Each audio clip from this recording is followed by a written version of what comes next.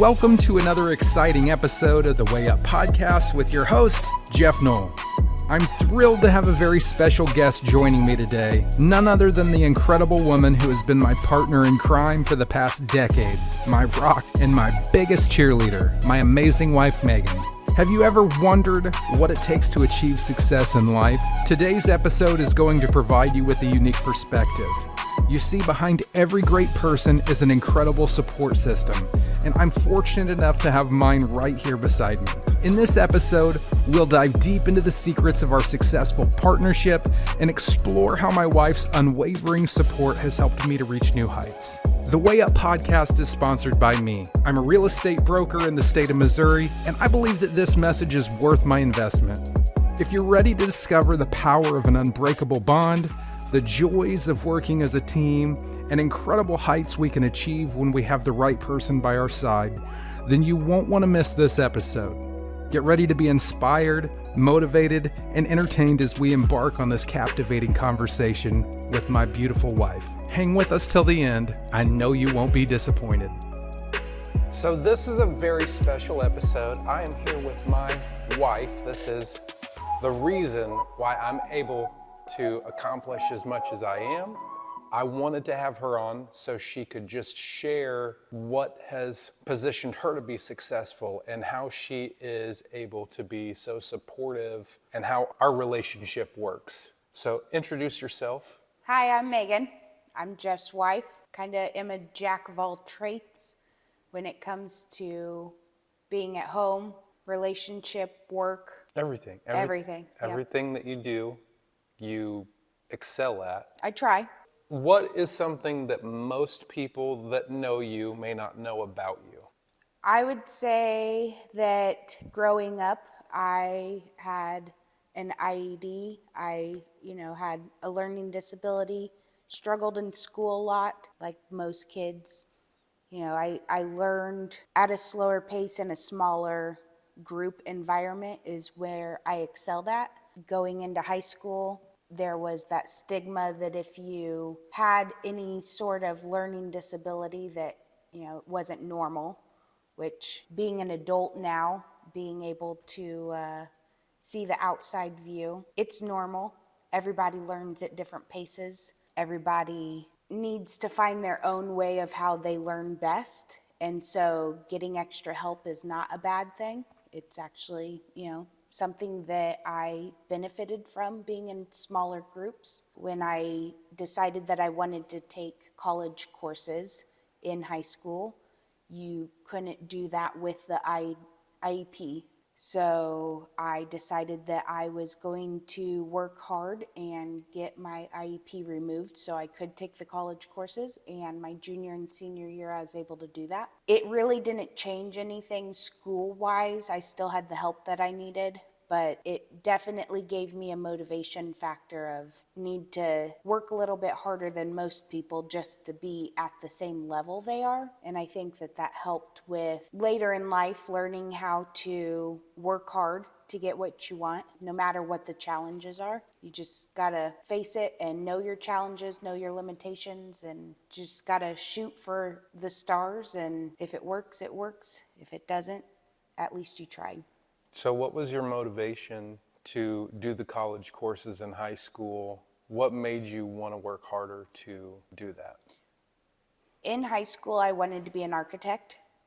So I knew that was going to be a lot of math, which was one of the subjects that I struggled the hardest in. So I needed to prove to my teachers, I needed to prove to myself, my parents, that this was something I could do. Motivating factors, I just wanted to feel normal. When you're in that type of environment, you have all kinds of kids. I went to a really big high school, so you're comparing yourself to what everybody else is doing. To me, I just wanted to show the world that I could be better than my learning disability. Yeah. What did you do when you got out of high school? You went on? Yep, I did go to University of Arkansas, started the architecture school. Ended up deciding that wasn't for me. I ideally more wanted to be in interior design, but I loved the idea of building unique structures that nobody else has done before. I did transition into teaching, which kind of kick-started my career of becoming a preschool teacher, and at some points I was a private nanny. I ended up, when we met, I was a preschool teacher at a facility, and it didn't really give the teachers the freedom to teach the little kids. It was very structured of, this is the curriculum, this is what you're teaching, don't stray from that. So I felt like, these little 3-4-year-olds don't want to sit at a desk all day. They want to play, they want to be in that play environment. So we ended up moving over to Wellington, and I started working at Gina's daycare, and it was one of the best experiences that I had. I learned a lot from that job. And then moving out here, we got into real estate, and I do love paperwork. I love being organized. I like the structure of, I know what's going to happen in a file. That's kind of how that all happened. So your child care, you did that. You started that really early, or at least your desire to do that was because of your family dynamic. Oh yeah, for sure. Yeah, I'm the oldest girl of 7 kids, number 2. So I was kind of the built-in, second babysitter type situation. I got to help raise the younger kids since I was 12, 13 years old. So I kind of took on the role of helping in the household, and I loved it. I mean, growing up, I wanted to have a giant family. There's always someone to talk to, always someone to be there with you. And I really liked that. We are a very close-knit family. So even today, I still talk to everybody.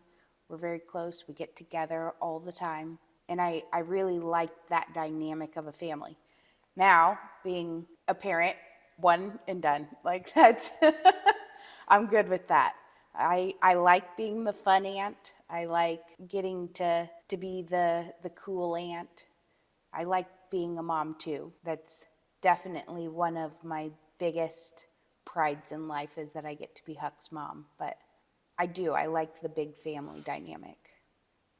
And it's definitely showed me how to take care of a household, how to manage a group of people that are rambunctious and want to run around and play, and you're trying to get something done. So it's definitely helped in my life later on, having a big family. How would you define success? Success to me, ultimately, it depends on your priorities. If you want to make a lot of money, you got to be successful in your career of making a lot of money. If happiness to me is success. Being in a fantastic marriage with you I feel is successful. We hear it all the time that we're a power couple, that people really do see the power that we have in our relationship. What do you think is the reason for that? I think communication and trust is the 2 biggest things. I definitely think communication and trust. Yeah. For sure. Those are the 2 biggest things. We have issues like everybody. We don't agree on everything. No. We do get into disagreements, but we do work it out. You're always the first one to say, I'm sorry. And it definitely opens the door to communicating without hurting each other's feelings. I think understanding is really big. Understanding how your mind works, you understanding how my mind works. It's really important to really know the person that you're with. And I think that we have that. I think that yes, we do have issues, but we really keep that to ourselves, on working on ourselves, and not involve outside sources. Unless needed, everybody vents, everybody needs to talk to other people. But it's different to call up your best friend and just trash talk. Yeah, no, we don't do your that. Spouse. We don't do that. It's because it's a respect thing. I respect you, I trust you. You're my best friend, you're my partner in life. You have to have that trust and communication if you're going to make any relationship work, whether it be your marriage, your work life, your friendships. You have to have communication and trust for all of that to work. So I think success to me is finding happiness in life. I think that if you don't have balance in every aspect of your life, then there's chaos. So you have to find that balance to calm the chaos from the outside world. So, as far as communication, what do you feel like we have either tried and failed at or tried and been successful at with communication? Let's start with the success because that's a lot easier to find. Communication that we've tried and succeeded at is we understand that even in the hard topics, you have to discuss it. So I would say finding routes to properly explain something without feeling like the other one's attacking each other, writing in journals to each other. I think that that's important. It allows you to get your thoughts out on paper without feeling the judgment or the what ifs in a conversation. So writing all that out is personal to you, but you're also writing a message to each other. Communication fails. That's a hard one. We communicate so well. We do. It's hard to think of a fail. But I can think of a number of times where it's usually been me, I will get offended whenever something's brought to my attention before fully listening and hearing what you're saying. Sure. But it also may be the way that I'm saying it. It's a two-way street. Sometimes I'm not the most sensitive in the way that I voice my opinions or bring up topics that need to be discussed. And I think that's just because, back to the big family, you have to be heard, you have to be loud for everyone to hear your opinion. And in my family, no one's quiet. So I think bringing the tone of voice is definitely something that I struggle with because I just want to get it out. And I can see how that could not be as sensitive as it needs to be. But we figure it out in the end. We figure it out. We both share the common goal of we're not each other's enemy. No, yeah. We want to make sure that I'm hearing you, you're hearing me, we're on the same team, we're trying to accomplish the same things. Right. But so you had a learning disability in school, and you operate at such a high function in your everyday job. How did you get from the point of you struggled to you excel and people would not know? It's one of those things. I still struggle. I still am terrible at math, but there's resources out there to help with that. The internet is a fantastic thing. You can pretty much figure out whatever you need from the internet. It's how I learned how to do most things, doing a lot of research. I know that I struggle in in parts of just the world. So you have to find a way around it. I'm a pretty open book. I mean, most people know that I had a learning disability, but it's not a widely talked about thing. I think it would surprise people just because I have developed a routine and structure in my life that organization really helps, having a schedule helps, and just really researching the topic before diving into it. So I still have the learning disability. That's something that probably won't ever go away, but you just got to work around it. Were there any groups or organizations that you were a part of that you feel like were beneficial to you? Yeah, absolutely. So for many years, I was a competitive cheerleader. The teamwork, the dedication that you had to have to succeed in that, the structure, the routine, the repetitiveness of learning the steps and the movements and being very mindful about where you are at in that rotation it's mind strengthening. It's also exhausting because you're constantly critiquing everything you do. So I think that helped with a lot of aspects. You're constantly keeping count on your time. These routines can go, from 5 minutes to 10 minutes of very routine. Everyone has to be on the same count, work together.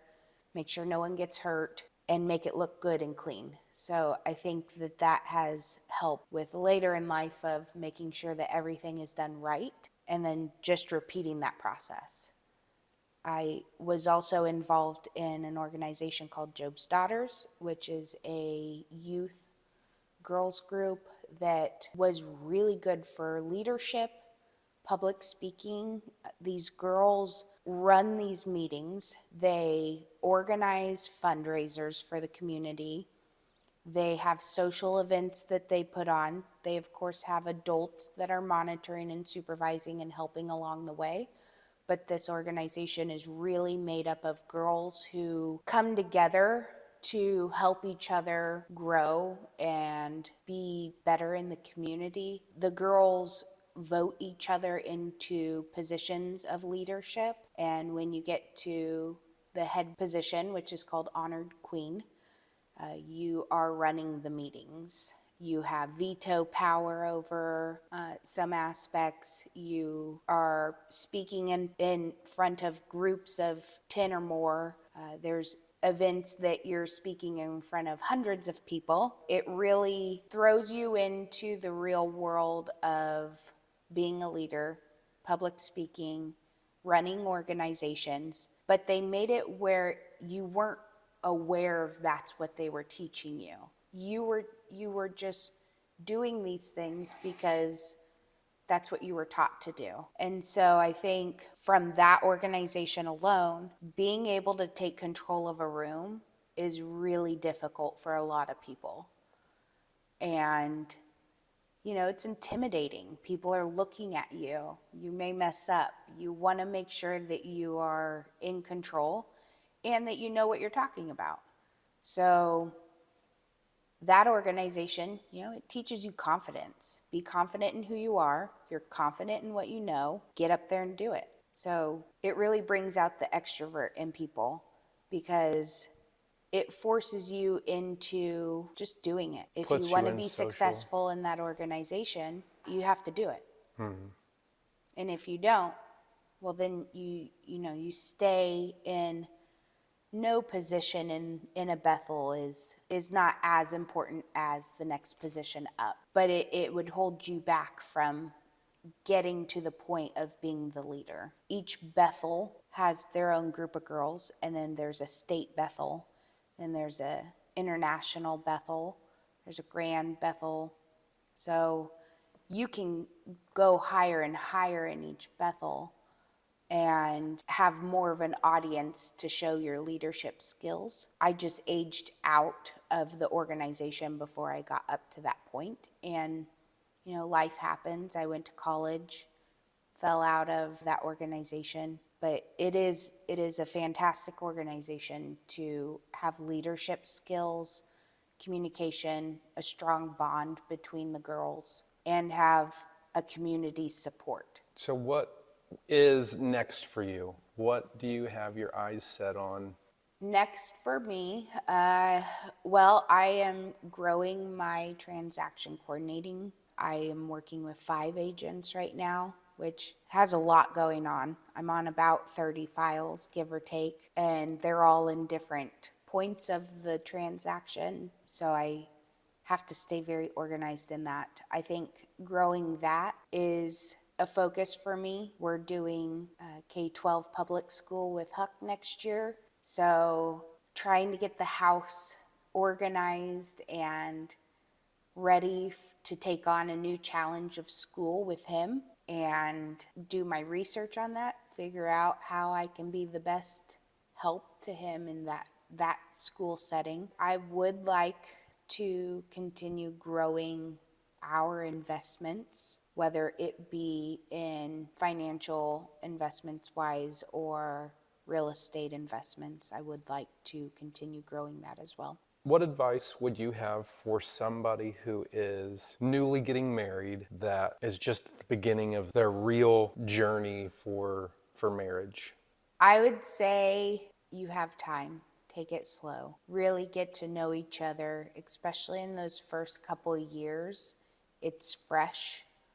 You're going to have struggles. Living with somebody is a whole new challenge in itself. Me personally, I would suggest for everybody to live together before marriage.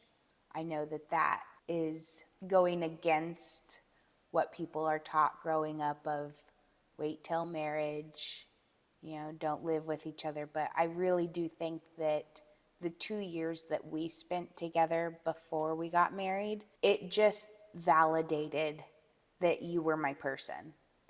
So I think that really getting to know somebody and accepting that everyone has faults. No one's perfect. You're not perfect. I'm not perfect. We're going to mess up.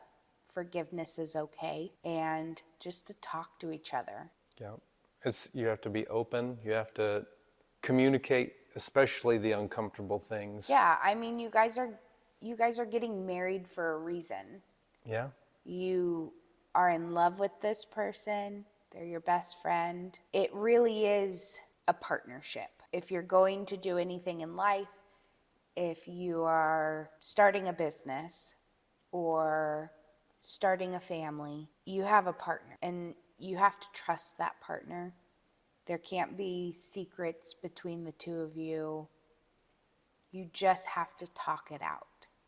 And I know that that's hard for a lot of people to accept their emotions and their feelings and then be able to voice that's difficult. And it's difficult for everyone, even people who have great communication in their marriage. But it's going to hurt harder if you don't talk about it and get it out in the open. It's going to hurt harder when it eventually does come to light, because it will. Oh, yeah, it'll come out. Yeah. Everything comes out. The truth comes out every time. And you have to put yourself in the situation of the other person. Would I want them to betray the trust that we had built together? Or would I rather have the difficult conversation with them and figure out a solution to the issue? Marriage is not easy. A lot of people make it look easy, but don't rush into things. Give it time. If you plan on spending your life with this person, what's a couple years of waiting to get married? Yeah. There's no rush. Marriage is a commitment. I feel that a lot of people don't understand this is forever type situation. And, not everybody is compatible with each other. Love does crazy things to people. And some people truly feel in the beginning that this is it. And then you really get to know the person and it's not a compatible match. So I think that A little bit longer vetting period. a little bit longer vetting period, you're right. Yeah. It's definitely, that's a must. Yeah, it's hard enough to live with a roommate. Yeah. And you're not living your life to please everybody. That's something that I've had to learn, and I'm still learning. I'm a people pleaser. I hate telling people no. I want everybody to be happy around me. I want everyone to be successful. So if I have to put in a little bit of work to help you, then I'm willing to do that. But when it comes to your relationship, it's between you and your partner. The outside world has their opinions, but they're not in that relationship with you. You got to know your partner, trust your partner, that you guys are going to succeed together. You got to have passion for that. You have to have passion to live your best life, because you've made a commitment to yourself and to somebody else that we're going to live the best life together. Yeah. It's scary, especially whenever you guys are trying to start your own business or Yeah. leave your normal every week paycheck to go do something. But having support is what makes the difference in how that becomes successful, because Yeah. without that, there's no way that I would have been able to get into real estate or do anything where I am on my own.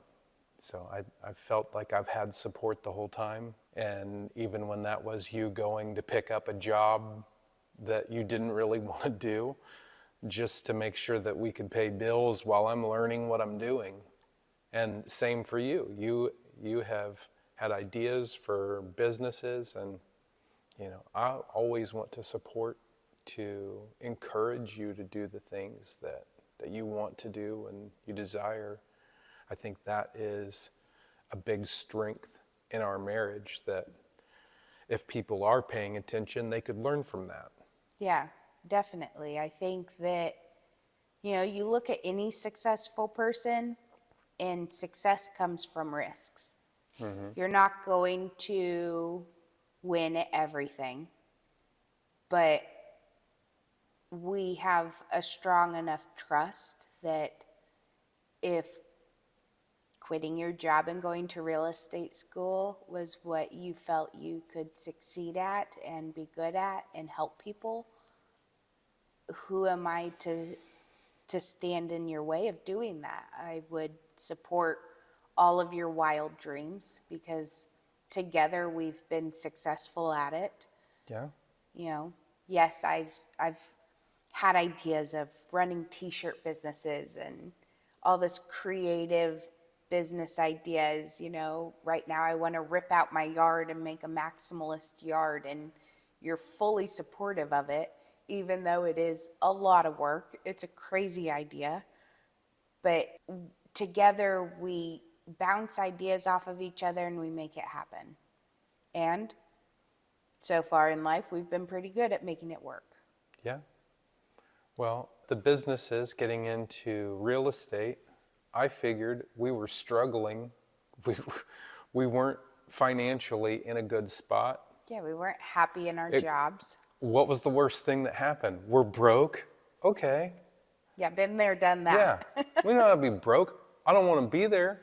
Right. I've experienced it, but I know how to do that. So if that's the worst thing that happens, we still have each other.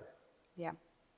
Yeah, and thankfully we have family that supports us. We do everything on our own, but we do have that security of falling back on the family support if need be. So it's never something that I want to do, but we do have that safety net there.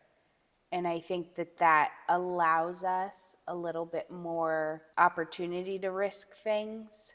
We're grown adults. We are responsible for ourselves. We're responsible for each other. We have a kid. We have a lot of financial responsibilities, so we have to be successful. But we also have that family support of, they're not going to let us fail without at least trying to help us better our own situation.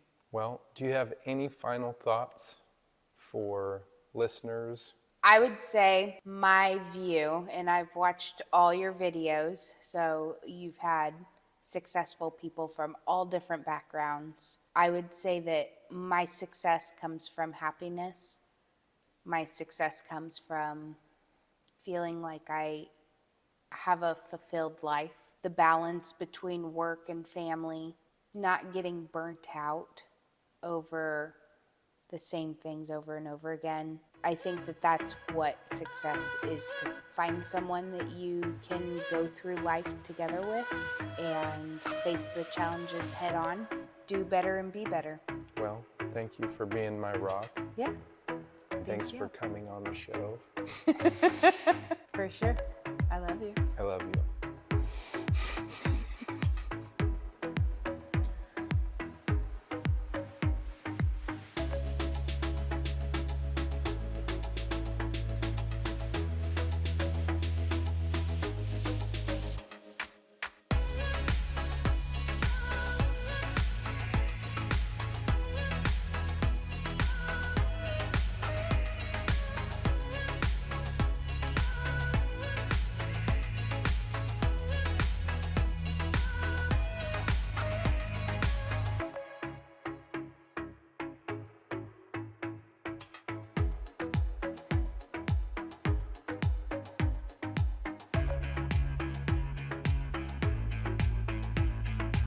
Yeah, boy.